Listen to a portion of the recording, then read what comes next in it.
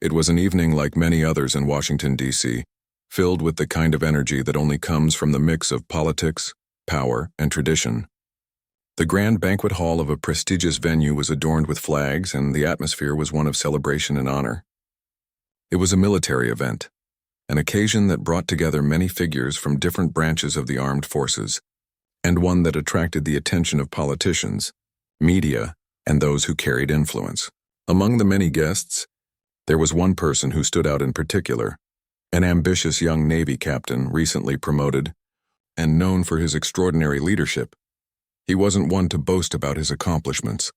In fact, many of those around him might not have even known the full extent of his achievements. The captain was relatively young, early 30s, but his reputation in the Navy spoke volumes. Having climbed the ranks in record time, he was already a figure to be reckoned with. But his military career wasn't defined by just his achievements. What truly set him apart was the integrity and humility with which he carried himself. As the evening progressed, there were conversations and speeches. High-ranking officials gave speeches about the state of the military, about sacrifice and the future of the country. It was a night to remember, with all the right people in the right places. But something about the atmosphere that night felt different. It was almost as if the room itself was holding its breath, waiting for something unexpected to unfold. The young Navy captain, who had spent most of the evening quietly observing, was slowly making his way through the crowd when he found himself face to face with none other than the President of the United States, Donald Trump. The president was in his usual form, confident, a man who could command the room with just his presence. But on this night he seemed curious, looking at this young officer who had caught the attention of others. "Captain, right?" Trump asked, extending a hand for a firm handshake. "I've heard a lot about you." The captain, though taken aback by the greeting, took Trump's hand and shook it, smiling politely. "Yes, sir. It's an honor to meet you." The two stood for a moment, exchanging pleasantries. The captain had heard plenty about the president, as most people in his position would. He knew the public persona, the boldness, the strong opinions, the promises of greatness. But he was also aware of the controversies, the challenges, and the complexities of Trump's time in office. As much as he had served his country with honor and dedication, he was no stranger to the tough realities of politics. Still, he was in this moment for the same reason as everyone else, to represent his branch of the military and to show respect to the office. Trump, never one to shy away from a direct question or comment, quickly steered the conversation towards the captain's career. "I understand you've made quite a name for yourself in the Navy," he said with a nod of approval. "Tell me, how has it been rising up through the ranks? Must be tough out there." The captain paused for a second, considering the question. It wasn't the first time someone had asked him about his path to success, but it was the first time someone with such influence had asked. He didn't want to come across as boastful, but he also knew that this moment was an opportunity to shed light on the reality of being a black officer in a military that wasn't always known for its diversity. "It has been challenging," the captain began, his voice steady but sincere. "There are certainly obstacles that make it more difficult for some of us than others. But with hard work, perseverance, and a focus on the mission, I've been able to push through." Trump raised an eyebrow, clearly interested. "Obstacles? What kind of obstacles are we talking about here?" he asked, leaning in slightly. The captain looked around for a brief moment, sensing that others were beginning to listen to the conversation. But he didn't want to shy away from the truth. He was used to speaking candidly about the issues that mattered, even when it wasn't the most comfortable topic. "Racism, for one," the captain said, his voice low but clear. "There are times when it feels like you have to prove yourself more than others, even when you're more qualified, more prepared. It's something we all face in different ways. But for me, being black in a position of leadership, I've had to push through those moments where people doubted my abilities simply because of the color of my skin." Trump's expression shifted slightly, the words clearly registering with him. He was a man who had been surrounded by power and wealth for much of his life, and while he prided himself on his business acumen, he didn't often have conversations about the kinds of racial struggles that many people faced on a daily basis. But this young officer was making an impact, and Trump couldn't ignore that. "Interesting," Trump said, his tone thoughtful but guarded. "I don't think that's something people often talk about when they talk about the military. But I've heard about the need for diversity. How do you think we fix it?" The captain wasn't surprised by the question. He had spoken to many about diversity before, whether it was within the Navy or the country at large. He had seen firsthand the struggles of his peers who didn't fit the mold of what was traditionally considered successful in the military. But he also knew that if he didn't speak his truth now, it might never be heard. It's about creating opportunities for everyone to thrive, regardless of their background, he said, his voice firm. It's about recognizing talent, dedication, and leadership in every individual, regardless of race or ethnicity. The Navy, like many other institutions, has a lot of room for improvement when it comes to inclusivity, but it starts with people in positions of power recognizing that change is needed and making it a priority. Trump looked at the captain for a long moment. For someone who often prided himself on being tough, this was not an easy conversation for him to navigate. He had never been known for being particularly soft-spoken or empathetic, but the captain's calm yet confident demeanor was hard to ignore. Trump wasn't fully convinced, but he respected the captain's stance and his ability to articulate the challenges he faced. "I see," Trump finally said. "You've got a point there. But it's tough. A lot of people think that things are fair, that we've moved past a lot of this. I don't know if people really understand what you're saying." The captain nodded. "I understand. It's easy to believe that things are fine when you're not the one facing the challenges. But for many of us, it's a daily reality. The more we talk about it, the more we can start to change the way things work." The conversation paused for a moment as the two men exchanged a look that was part understanding, part uncertainty. The captain knew he had just opened up about something that many would consider a sensitive topic, but he also knew that it was necessary. It wasn't about causing conflict, it was about raising awareness. Their conversation continued on for a few more minutes, but the mood had shifted. It was clear that the captain's words had made an impact, even if it wasn't entirely clear how that would play out in the grand scheme of things. The two men parted ways, but the young Navy captain couldn't shake the feeling that this conversation was going to have a lasting effect, not just on him, but on everyone who heard about it. And little did they know. The discussion they had would soon become the spark for a nationwide conversation, one that would raise questions about leadership, race, and the future of America's military. As the evening went on, the young Navy captain tried to push aside the weight of the conversation he'd just had with the president. The room around him was filled with laughter, clinking glasses, and the usual flow of polite small talk. But he couldn't shake the feeling that something had shifted, something important. He wasn't sure if it was the president's response to the issues he'd raised, or the growing realization that they were two very different people in many ways, yet they had shared an honest and unfiltered exchange. Still, he knew the night wasn't over, and there were plenty of people to meet, people to listen to, and perhaps even more conversations that could make a difference.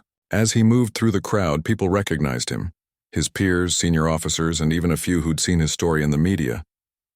There were congratulations for his recent promotion, and polite nods of acknowledgement for his accomplishments. But his mind kept drifting back to the conversation with the president. What did it mean? Would it lead to real change? It wasn't long before the captain found himself back near the bar, quietly sipping a drink when someone else approached him. He turned to see another high-ranking officer, a colonel from the Army, someone who had been in the service for decades. The colonel was known for his wisdom, his experience, and his very direct way of speaking. He was someone who had seen it all and wasn't afraid to speak his mind. "Captain," the colonel began, shaking his hand firmly, "I overheard your conversation with the president. Quite a bold one, I must say." The captain felt his stomach tighten. "Did you?" he replied, forcing a polite smile. "It wasn't really supposed to be something anyone overheard," the colonel laughed. "Well, when you're having a conversation like that, it's bound to get some attention. You spoke with a lot of courage. I respect that. Not everyone is willing to say what you did, especially not in front of someone like him." "Thanks," the captain said, though he wasn't sure whether he truly appreciated the compliment or not. The words from earlier still echoed in his head. He had been honest, but now he wondered whether the president truly understood the gravity of what he was saying.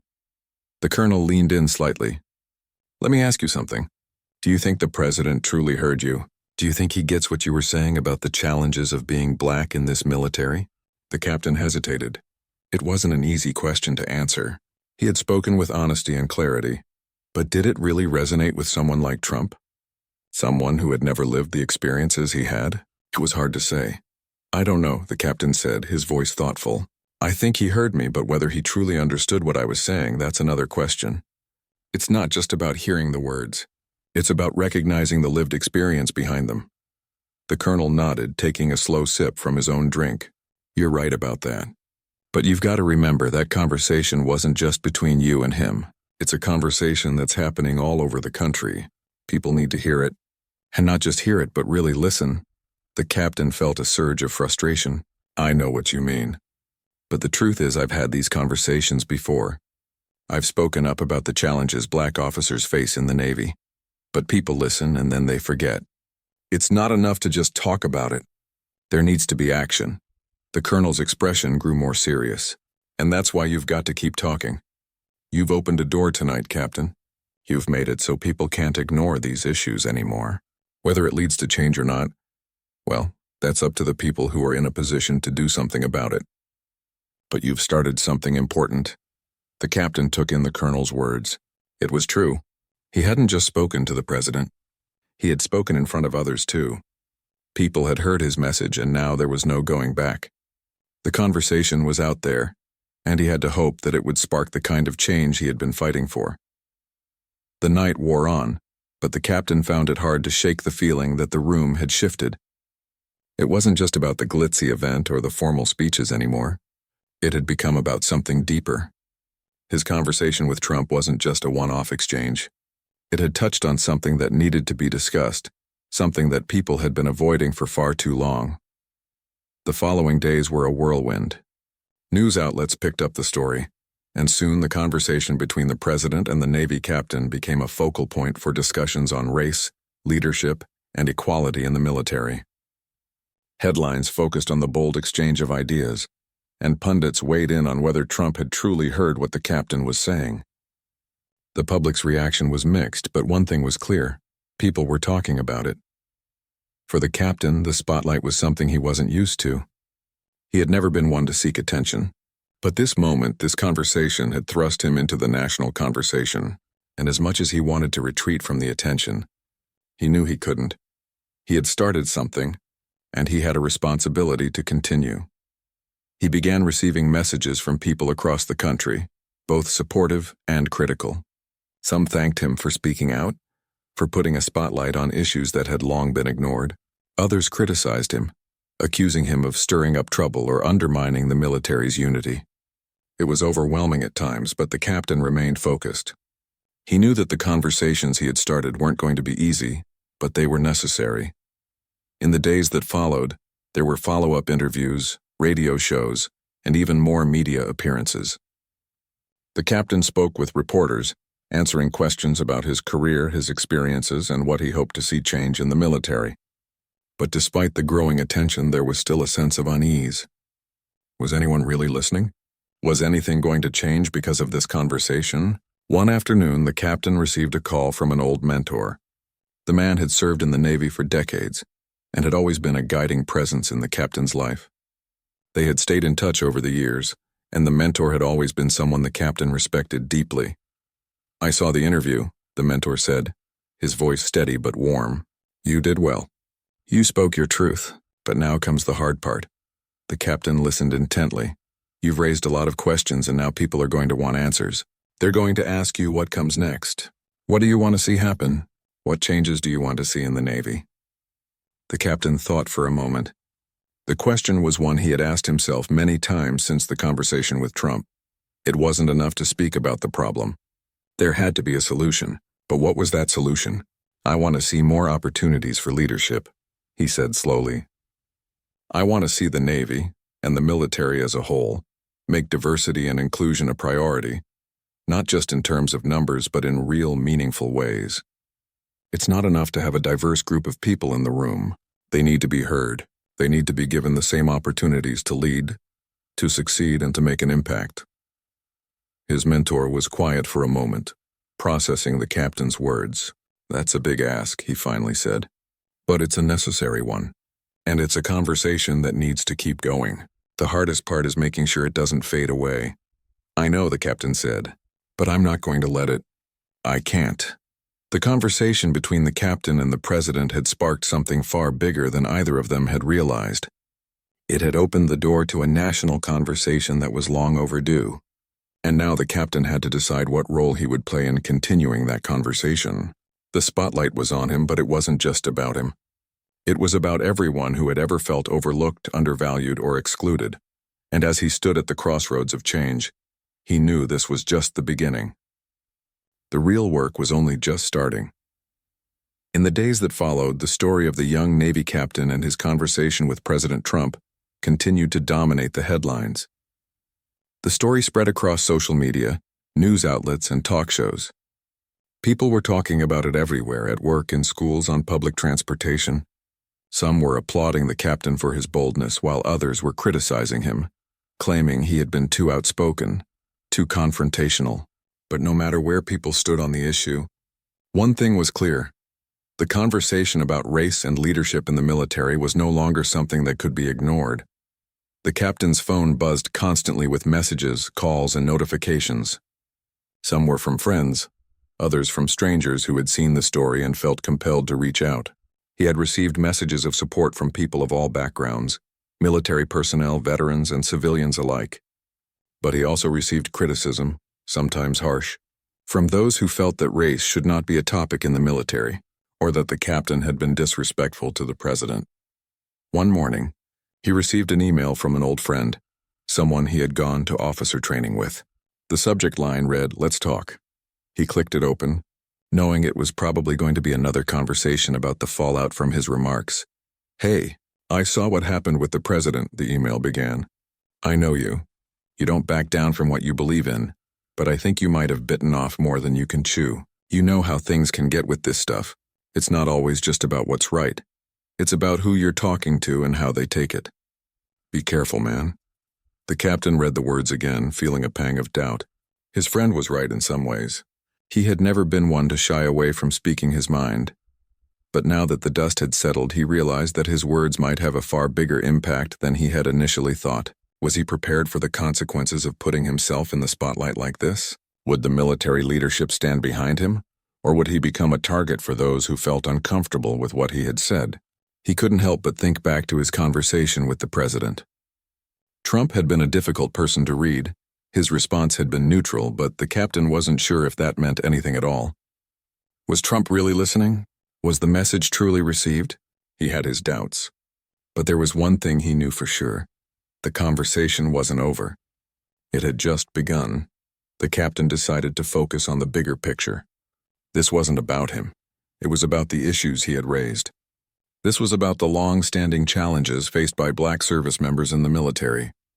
It was about the need for a more inclusive and supportive environment, where everyone, regardless of their race, could rise to leadership positions based on their merit and skills, not their background.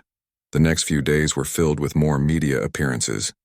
He appeared on radio shows, participated in interviews with various news outlets, and even joined online forums to discuss the issues he had brought up. At times, the conversations were intense, with some people challenging his views and others supporting him wholeheartedly. It was exhausting, but the captain remained calm. He was determined to stay focused on the message he was trying to convey. One particular interview stood out to him. He was invited to speak on a popular talk show, a platform that reached millions of viewers. As the interview began, the host introduced him as the Navy captain who had sparked a nationwide conversation about race and leadership in the military. The host was eager to dive into the topic, asking him about his experiences and his thoughts on the challenges of being a black officer. "Captain, you've had a remarkable career in the Navy, and now you've become a voice for those who feel unheard. Can you tell us what it was like growing up, knowing that you'd face obstacles others might not have to deal with simply because of the color of your skin?" the host asked, leaning forward in his chair. The captain took a deep breath, knowing this was the kind of question that would allow him to really share his story. He thought back to his childhood, growing up in a small town where the idea of serving in the military seemed like a distant dream for someone like him. His family had always encouraged him to pursue education and a good career, but the idea of being part of something as prestigious as the Navy had seemed like a stretch. "I grew up in a neighborhood where most people didn't think about joining the military. I had dreams of serving, of doing something bigger than myself, but it wasn't always easy. I faced a lot of prejudice, not just from people outside of my community, but even within my own family at times. They didn't understand why I wanted to fight for a country that didn't always seem to care about people like me. The captain began. He paused for a moment, gathering his thoughts before continuing. But I never let that stop me. I knew that if I wanted to make a difference, I had to be part of the system. I had to show up, work harder than everyone else, and prove that I was worthy of being there. The host nodded, visibly moved by the captain's words. And you've certainly proven that. But as you've said in your earlier interviews, even with your accomplishments, you've still faced challenges in the military. Can you speak more about what it's like to be a black officer in a predominantly white institution? The captain's face became more serious as he thought about the question. It's tough. Every day you're dealing with the pressure of being in a leadership position, and sometimes you feel like you have to work twice as hard just to get the same recognition as others. There are moments where people question your authority, your abilities, or your worthiness to lead, simply because of the color of your skin, and that's something that not everyone in the military has to deal with. He leaned forward, his voice steady but firm. The hardest part is when people assume that you've been given your position because of quotas, or because someone felt sorry for you. It's not like that. I've earned everything I've achieved, and that's what I want people to understand. It's not just about getting ahead. It's about making sure that everyone, no matter their background, has a fair chance to succeed. The host sat back, absorbing what the captain had said. There was a brief moment of silence before the host spoke again. It sounds like you're not just asking for equal opportunities, you're asking for respect, for people to recognize that your leadership is earned, not given. That's exactly it, the captain replied. I'm asking for respect. I'm asking for everyone who serves this country to be seen for their talent, not their race. We need a system where people are judged based on what they bring to the table, not their skin color or where they come from. The interview ended, and the captain felt a sense of accomplishment. It wasn't just about telling his story anymore. It was about sharing the story of countless others who had faced similar struggles. And the more he spoke, the more people seemed to understand. But despite the positive responses, the backlash continued. Some veterans, especially those in higher ranks, accused him of stirring division within the military. They believed that discussions about race were a distraction from the real mission of serving the country. The captain knew these criticisms would continue, but he couldn't let that deter him. He had come this far, and he wasn't about to stop now. As the days went by, it became clear that the conversation was not going to fade away. In fact, it was gaining momentum. Political figures from both sides of the aisle began to weigh in, with some praising the captain's courage and others accusing him of dividing the country. But no matter the side people took, the conversation was undeniable. The captain spent long nights thinking about the bigger picture. He knew that one conversation wouldn't fix everything, but it could be the spark for something much larger. He had opened a door, and now it was up to others to walk through it. As he sat at his desk one evening, staring out the window, he realized something important. The conversation wasn't just about race, it was about leadership. It was about recognizing the humanity of every person in the military, no matter their background. And it was about creating a system where everyone had the same opportunity to lead, to serve, and to succeed. The captain knew this was just the beginning. He had started something, and now the real work had to begin. The weeks following the captain's bold conversation with President Trump seemed to drag on endlessly. The media frenzy that had once been so intense slowly started to settle, but the effects of the conversation still lingered. For the captain, the world around him felt different. He couldn't go anywhere without hearing his name mentioned or being approached by someone who had an opinion on the topic. Whether it was a fellow officer, a civilian, or even a stranger on the street, everyone had something to say. The captain had never been one to shy away from hard conversations. But now, as he looked at the growing divide among people, he couldn't help but wonder if he had made a mistake. He had never intended for his words to create conflict. His goal had always been to start a meaningful conversation, to bring attention to issues that many had ignored for far too long. Yet the divide seemed to grow wider with each passing day. One afternoon, he found himself sitting in his office, staring at the phone in front of him. The captain had just finished a meeting with his superior officers, where the discussion had been focused on his recent public remarks. As expected, some had supported him, recognizing the importance of the issues he had raised. But others, particularly those in higher positions of authority, had been more critical. They worried about the potential impact his words would have on the unity of the military and the chain of command. It wasn't the first time the captain had found himself at odds with the military establishment, but this time felt different. He wasn't just challenging a specific policy or practice. He was challenging an entire system, one that had been in place for generations. The captain knew that change was never easy, especially when it came to deeply entrenched institutions. His thoughts were interrupted by the sound of his phone buzzing. It was a message from an old friend, someone he had known since his early days in the Navy. "Hey, I've been following everything. You've got a lot of people talking. How are you holding up?" The message read. The captain hesitated before responding. He wasn't sure how to answer. On the one hand, he felt a sense of pride knowing that he had sparked a national conversation. On the other hand, he felt the weight of the criticism and the pressure of the spotlight. It wasn't easy being the center of attention, especially when it came to something as sensitive as race and leadership in the military. "I'm doing okay," he finally typed back. "It's been tough, but I think it's important. We can't keep ignoring these issues." His phone buzzed again almost immediately. "I agree, but I also think you should be prepared for what's coming next. People are going to challenge you more than ever. They'll try to tear you down. Be ready for it." The captain read the message and let out a deep breath. He had already been feeling the pressure, but now it felt like he was standing on the edge of something much bigger. It was one thing to have a few critics here and there, but what happened when those critics started to gain momentum? What happened when the discussion shifted from ideas to personal attacks? Later that day, he found himself on a call with his superior officer, a high-ranking admiral who had always been someone he respected. The admiral, while supportive of the captain's message, had concerns about the way the conversation was unfolding. "Listen, Captain," the admiral said in his calm, authoritative voice, "I respect your courage, and I understand where you're coming from, but you have to realize that the military is a different world. You can't just say what you want and expect things to change overnight. The system is built a certain way, and it's not going to be easy to shift it." The captain was quiet for a moment, absorbing the admiral's words. He had heard this kind of talk before, about the way things are and how difficult it was to change anything within such a large institution. But this time it felt different. He wasn't asking for a revolution. He was asking for something simple: equality, opportunity, and respect. "I understand what you're saying," the captain replied, "but we can't keep pretending that the system works for everyone when it doesn't. There are people in this military who are being overlooked, and that's not okay. I'm not asking for special treatment. I'm asking for fairness." The admiral sighed. "Fairness is a noble goal, Captain, but you've got to be careful how you approach it.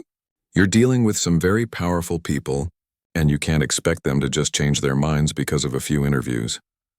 "I don't expect anyone to change their mind overnight," the captain said, his voice growing stronger. "But this isn't about me. It's about the future of this military.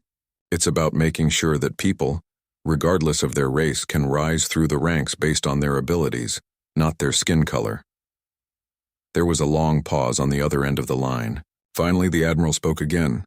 "I hear you, and I respect your passion, but you've got to know that this isn't going to be easy. The road ahead will be tough, and there will be people who try to undermine you. But if you're ready for that, if you're ready to fight for what you believe in, then I'll be behind you. Just remember, you're not alone in this." The captain nodded to himself even though he knew the admiral couldn't see him. He had known this would be a difficult journey, but now he felt the weight of the responsibility on his shoulders. He couldn't back down. Not now. The next few weeks were a whirlwind of events. The media continued to cover the story, and the captain found himself answering more and more questions about his views on race and leadership in the military. The discussions were often heated, with some calling for his resignation, while others praised him for his bravery. It was clear that the conversation had struck a nerve and there was no turning back now. At the same time, the captain noticed something else. The conversation had begun to shift. What had started as a debate about race inequality had evolved into something much larger. People were starting to talk about the need for a more inclusive and diverse military, one where leadership was based on merit, not background. There were discussions about policy changes, about creating programs to support underrepresented groups in the armed forces, and about improving the way the military handled issues of diversity and inclusion. The captain knew that these discussions were just the beginning, but he couldn't help but feel a sense of hope. Maybe, just maybe, things could change. But with that hope came more challenges. The backlash from some members of the military continued to grow. Whispers in the halls, rumors in the ranks. It felt like every move he made was being scrutinized. He had been outspoken, and now there were those who saw him as a threat to the status quo. One afternoon, while walking to his office, the captain was stopped by a fellow officer, a senior lieutenant who had always been cordial but never particularly close. The lieutenant's tone was cold, almost dismissive. "Captain," the lieutenant said, "I think you need to be careful. The things you've been saying, they're stirring up trouble. You're making waves that could hurt the reputation of this entire military." The captain stood his ground. "I'm not trying to hurt anyone. I'm trying to make sure that everyone in this military, regardless of their race, has the same opportunities to succeed." The lieutenant shook his head. "That's not how things work, Captain. You can't just change the system by talking about it. It takes years, decades of work to make real change, and you're not going to get anywhere by creating division." The captain felt his frustration building. "I'm not trying to divide anyone. I'm trying to bring people together, to make this a place where everyone has the same chance to lead. You'll learn soon enough that change doesn't happen overnight," the lieutenant said, his voice laced with condescension. "You've got a lot to learn, Captain." The captain watched the lieutenant walk away, the words hanging in the air. The lieutenant didn't understand, and maybe he never would, but the captain wasn't about to stop fighting for what he believed in. He had come too far, and he had seen the power of his words to make people think. The world around him was changing, slowly but surely. And no matter how hard the road ahead would be, the captain knew that this conversation, this movement, was just getting started. Months had passed since the captain's conversation with President Trump. The story had faded somewhat from the headlines, but its impact had not. The debates about race, leadership, and equality in the military continued to echo through the halls of Congress and the media, and among everyday citizens. The captain had expected some level of backlash, but he never anticipated just how deeply his words would resonate across the nation. Despite the tension, there was a sense of purpose that kept him going. He knew that the path he was walking would not be an easy one. Change, after all, never came quickly, but as time went on, he began to see signs that the conversation he had started was making a real difference. It wasn't just the media that had been affected. The military, too, was starting to shift. Within the ranks, there were whispers of new initiatives focused on diversity and inclusion. Some of the senior leaders, those who had initially criticized the captain for speaking out, began to quietly reconsider their stance. They couldn't ignore the growing calls for change, not from the outside world, but from within the very structure they had sworn to uphold. The captain spent most of his days in his office, focused on his duties, but his mind often wandered back to the larger questions at hand. He had worked hard to get to where he was, and he had done so with the hope that one day people like him wouldn't have to fight for the same opportunities others took for granted. But now the conversation wasn't just about him. It was about creating a better system for everyone who served. One morning, as he sat at his desk, reviewing reports and preparing for the day ahead, his phone buzzed with a message. It was from an old mentor, a retired officer who had guided him through some of the most challenging moments of his career. The subject line read, "I think it's time." The captain opened the message, and his mentor's words hit him with unexpected force. "You've started something important, Captain," the message began. "I know it hasn't been easy, and I know you've faced a lot of criticism, but the truth is you've done more than just speak out. You've sparked a movement, and now it's time to keep pushing." The captain felt a mixture of pride and uncertainty. He had never sought to become a symbol for change, but that was what he had become. He wasn't sure if he was ready for what came next, but he knew that there was no turning back. His mentor's words were a reminder of the responsibility that had fallen on his shoulders. He took a deep breath and stood up from his desk. It was time to take the next step. That evening, the captain was invited to a special event. a dinner for military leaders and influential figures from the political world. It was the kind of gathering that usually focused on policy, strategy, and the future of the military. But for the captain, this dinner held a deeper significance. It was an opportunity to speak directly to some of the most powerful people in the country about the changes that were so desperately needed. As he entered the venue, he was greeted by familiar faces, many of whom had either praised or criticized him over the past several months. The air was thick with conversation, and the hum of voices filled the room. Despite the warmth of the welcome, the captain couldn't shake the feeling that this was more than just another dinner. This was a turning point. He found his seat at the table, which was surrounded by generals, lawmakers, and high-ranking officials. As the evening progressed, there were speeches and discussions about the state of the military and its role in the world. But the captain's mind wasn't on the formalities. He knew he had to use this moment to push the conversation forward. When it was his turn to speak, the captain stood up, his heart beating faster than usual. The room fell silent and all eyes were on him. He had spoken before, of course, but this time felt different. This was the moment to deliver his message to those who held the power to make real change. "I stand here today not as a man looking for recognition or approval," the captain began, his voice steady but firm. "I stand here as a representative of those who have long been overlooked, those who have fought for this country and given everything, yet still find themselves fighting for something as basic as respect." He paused, allowing the weight of his words to sink in. "I've been fortunate enough to rise through the ranks of the military. I've served with honor, dedication, and pride, but that doesn't change the fact that I've had to work harder than others just to prove my worth. It doesn't change the fact that I've faced obstacles that many of my peers have never had to deal with. And I'm not alone in this. There are countless others who are just as qualified, just as capable, but who are held back by a system that doesn't always see them for who they truly are." The room remained quiet, the tension palpable. The captain continued, his voice growing stronger with each word. "The military has always prided itself on being a place where merit matters above all else. But if we truly believe that, then we need to take a hard look at how we define merit. We need to ask ourselves why certain people are given opportunities to lead, while others are denied the same chance simply because of their race or background. We need to recognize that true leadership doesn't come from the color of someone's skin or the circumstances of their birth. It comes from their ability to inspire, to lead, and to serve." There was a brief silence after he finished speaking, but then slowly, the room began to respond. Some nodded in agreement, others exchanged glances, and a few even clapped. It wasn't a standing ovation, but it was enough. The message had been delivered, and it had been heard. That night, as the dinner came to a close, the captain found himself in a quiet corner of the room, reflecting on what had just happened. It was clear that the conversation was far from over. In fact, it was just beginning to gain real momentum. But as he looked around at the people who had once been so resistant to the idea of change, he saw something different in their eyes.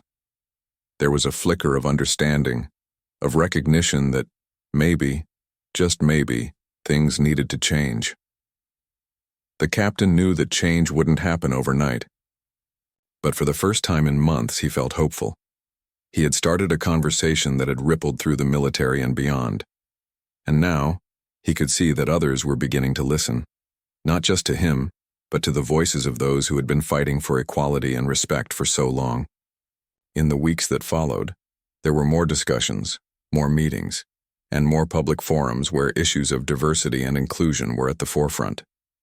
Some of the policies that had been discussed in private began to take shape in public.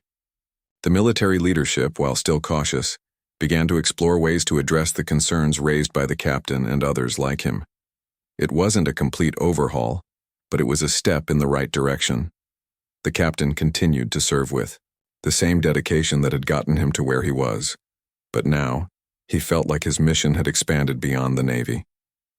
He was no longer just a soldier. He was an advocate for change, a voice for those who had long been silenced.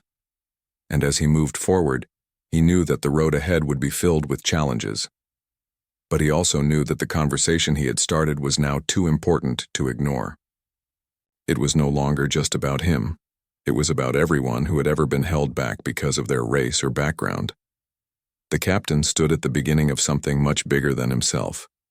And as he looked ahead, he knew that the future of the military and of the nation was inextricably linked to the conversations that had begun that day, all those months ago, when he had dared to speak the truth. As time went on, the captain began to realize that the journey he had started wasn't just about the military. It was about something much larger. The conversation he had sparked months ago had spread far beyond the halls of the Pentagon and the confines of the armed forces. People from all walks of life had joined in, adding their voices to the growing call for equality, fairness, and opportunity. What had begun as a conversation about race in the military had morphed into a national discussion about systemic change. But despite the progress, the captain couldn't shake the feeling that there was still so much left to do. Yes, policies were being discussed, and yes, some of the senior officers were beginning to acknowledge the need for change. But it wasn't enough. Not yet. There were still too many people who hadn't been reached, too many barriers that hadn't been broken down. One evening, after a long day of meetings, the captain sat alone in his office, staring out the window. The sun had set, and the sky was painted with hues of orange and pink. He had always found peace in moments like these, when everything around him was still, and he could take a step back and reflect on everything that had happened. He had come a long way from the young officer who had first dreamed of serving in the Navy. But the road had been anything but easy. His phone buzzed, pulling him out of his thoughts. It was a text from his mentor, the retired officer who had been his guiding force through the ups and downs of his career. The message read, "Let's meet. There's something important we need to discuss." The captain's heart skipped a beat. He hadn't seen his mentor in person for a while. They had kept in touch over the phone and through messages, but this felt different. He quickly typed a response. "I'll be there." A few hours later, the captain found himself sitting across from his mentor at a small, quiet cafe on the outskirts of town. The atmosphere was calm, with soft music playing in the background. His mentor looked the same as always, stoic, wise, with a calm presence that seemed to put anyone at ease. "Captain," the mentor said with a smile, "I've been following your progress. You've done something remarkable. People are listening to you." The captain nodded, grateful for the praise, but not entirely sure it was deserved. "I've started a conversation, yes," he said, "but I can't help but wonder if it's enough. The change we need, it's not going to happen overnight. It's going to take more than just words." His mentor took a long sip of his coffee before responding. "That's true. But let me tell you something important. You've done more than most people ever will. You've created a ripple, and those ripples will continue to spread. Change never happens instantly. But the fact that you've brought attention to the issues, it's already making a difference." The captain leaned back in his chair, still uncertain. But what happens when the conversation dies down? What happens when people forget? How do we make sure that this momentum doesn't fizzle out? His mentor smiled again, his eyes filled with understanding. "That's the real challenge, isn't it? The hard part is making sure that the conversation continues. It's about finding ways to keep it alive, to keep pushing even when the world around you seems to forget. You have to stay committed, even when it feels like you're not making progress. Change requires persistence." The captain thought about his mentor's words. He had always believed in the power of persistence, but hearing it from someone who had lived through so much gave it a deeper meaning. It wasn't about one speech or one conversation. It was about consistency, about staying focused even when the world around you tried to pull you in different directions. "I think I understand," the captain said, finally feeling a sense of clarity. "But what's next? How do I keep this conversation going?" His mentor's expression grew more serious. "The next step is action. Words can only take you so far. Now you have to use your position, your influence, to create real change. It's about pushing for policies, for programs that will make a difference. It's about giving people the tools they need to succeed, not just talking about the problems. You've raised awareness, but now you need to channel that energy into something tangible." The captain nodded slowly. "But what if the people in power aren't ready to take that next step? What if they're afraid of rocking the boat too much?" His mentor leaned forward, his voice steady. Sometimes change doesn't come from the people at the top. Sometimes it comes from those on the ground, those who are willing to fight for what's right, even when the odds are against them. You don't have to wait for permission. You just have to start. And if you're persistent enough, others will follow. The captain sat in silence, considering his mentor's words. He had always known that change would be difficult. But now he understood that it wasn't just about asking for permission. It was about making sure that the conversation didn't end, no matter how much resistance he faced. Over the next few weeks, the captain began to take more concrete steps. He started meeting with influential figures in the military, officers, policymakers, and even politicians, who had the power to make real changes. He began pushing for new initiatives that would create more opportunities for underrepresented groups in the military, focusing on leadership programs, mentorship, and recruitment. He also worked on creating more inclusive training programs, ones that emphasized the value of diversity and taught the importance of understanding different perspectives. It wasn't enough to just talk about these issues. He wanted to make sure that future generations of officers would be better equipped to lead in an increasingly diverse world. As the captain spent more time pushing these initiatives, he began to see small victories. More and more senior officers began to support his ideas, acknowledging that the military needed to adapt to the changing times. He had started a conversation, but now it was turning into a movement that wasn't just about race, but about leadership, respect, and fairness for all. However, the captain knew that the work was far from over. There were still those who resisted, those who didn't believe in the need for change. But the captain had learned something important over the past few months. Change couldn't be stopped by fear or resistance. It could only be delayed. And as long as there were people willing to fight for it, it would eventually come. One day, as he sat at his desk reviewing reports, the captain received a letter. It was from a young officer who had recently joined the Navy, someone who had followed the captain's journey from the very beginning. The letter was simple but powerful. "Captain, I just wanted to say thank you. I'm new to the Navy and I've always felt like I didn't belong. But after hearing your story and seeing how you've pushed for change, I feel like maybe I do. You've given me hope that things can be different and that maybe one day I'll have the chance to lead too." The captain put the letter down, a lump forming in his throat. This was why he had fought so hard. Not for recognition, not for accolades, but for moments like this. Moments where someone else could look at him and see that they too had the chance to make a difference. It was then that the captain realized something important. His journey wasn't just about him. It was about all those who came after him, those who would face the same challenges he had faced and those who would benefit from the changes he had fought for. He wasn't just creating a legacy for himself. He was paving the way for a new generation of leaders. As the days went by, the captain continued his work, pushing for policies, organizing discussions, and advocating for change. But now there was a new energy behind his efforts. He had seen firsthand the power of persistence, the power of speaking up, and the power of never giving up on what you believe in. He knew there would be more battles ahead, but he was ready for them. He had started a conversation, and that conversation was only just beginning. The captain's efforts to drive change within the military were becoming more visible. The initiatives he had started months ago were now beginning to show results. It wasn't easy, but there was a sense of momentum that had been building. A quiet but undeniable shift in the way people were thinking about diversity, inclusion, and leadership. The first tangible sign came when the Navy announced a new leadership development program designed to target underrepresented groups. It wasn't perfect, but it was a start.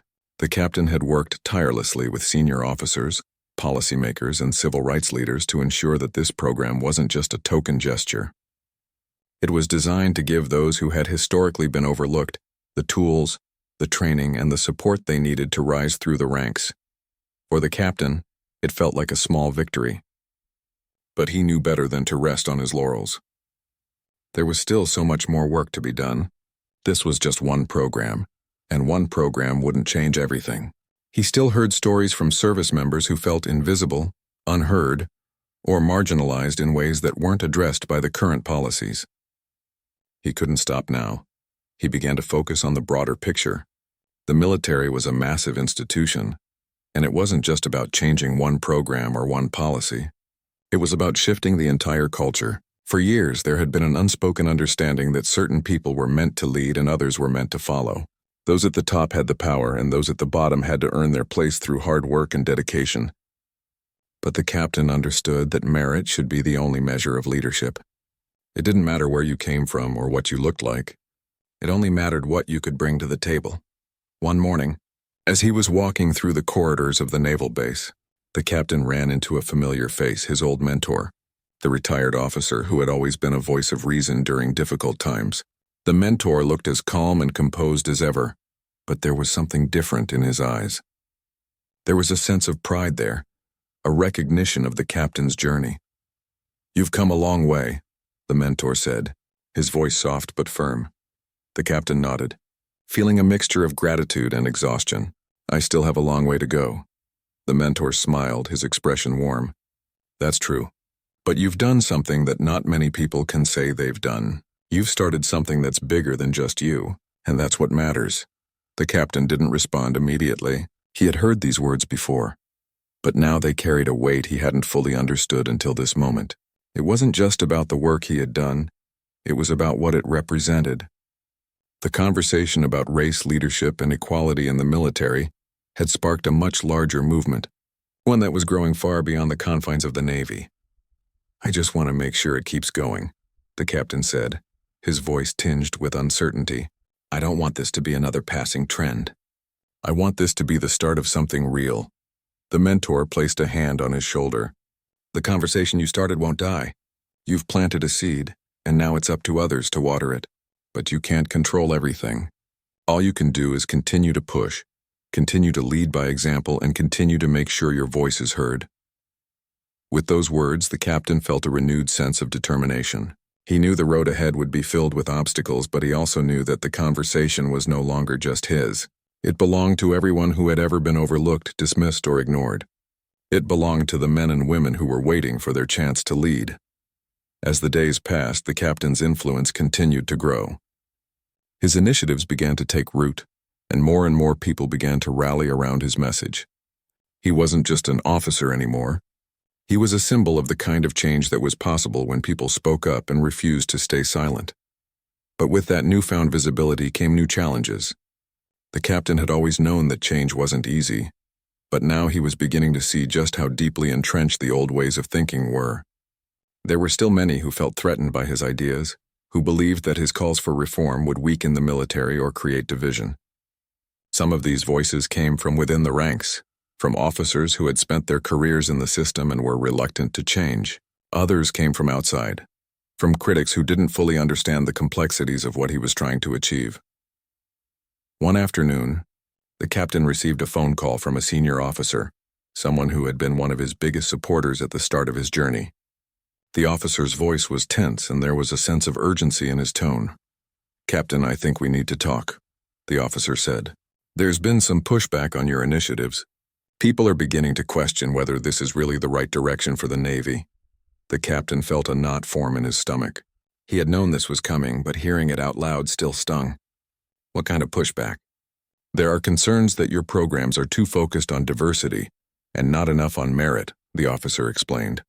"Some people are worried that you're opening the door for favoritism or lowering standards." The captain took a deep breath, trying to keep his voice steady. "These programs aren't about lowering standards.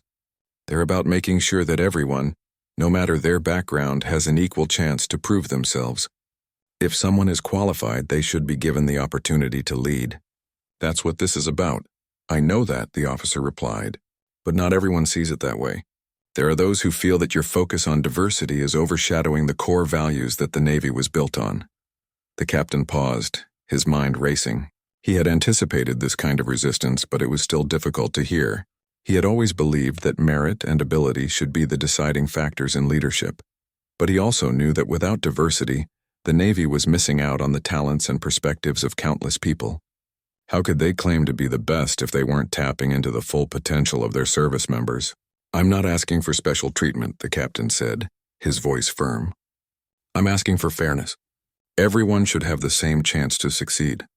And that means we need to create an environment where everyone feels they belong, no matter where they come from.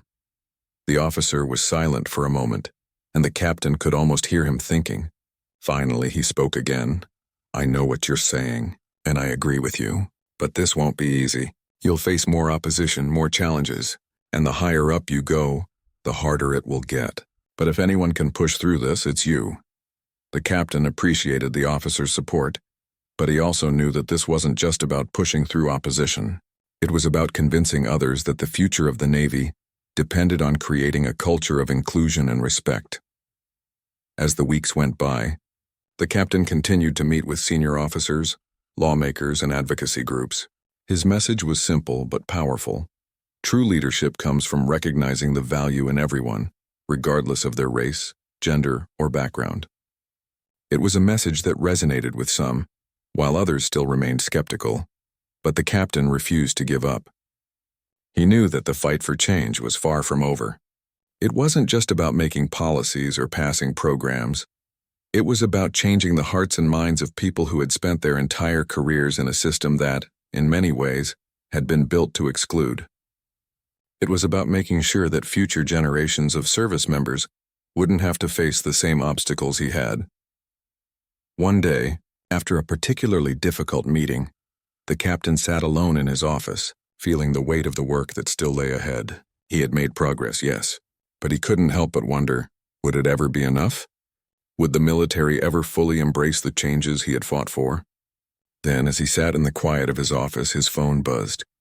It was another letter, this time from a group of junior officers who had worked closely with him over the past few months. Their words were simple but full of gratitude. Captain, we just wanted to say thank you. Your leadership and your vision have inspired us all. We know the road ahead won't be easy, but we're ready to walk it with you.